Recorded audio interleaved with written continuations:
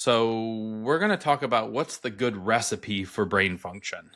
And so, insert here Guy Fieri, kind of flash bang, Martha Stewart, if you will.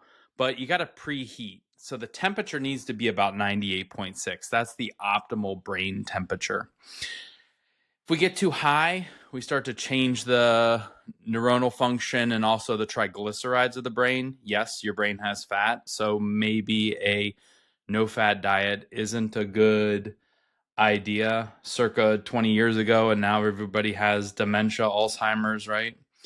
So preheat the oven 98.6 degrees, and we'll talk about also what cold does to the butter of the brain as well.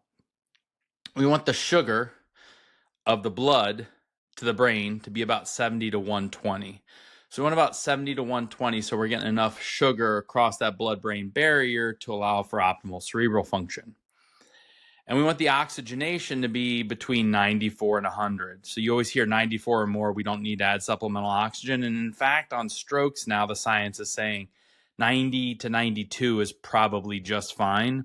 We kind of learned one thing with COVID, that really low pulse ox, the body does still a good job in maintaining functionality. It just down throttles a lot of things, sends out mediators and says, hey, we're in a low oxygen state.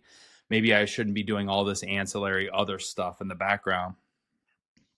And then the ideal pressure, as if we're cooking with a pressure cooker, for the intracranial pressure would be about 7 to 15 millimeters of mercury. So we want the optimal pressure in that area as well.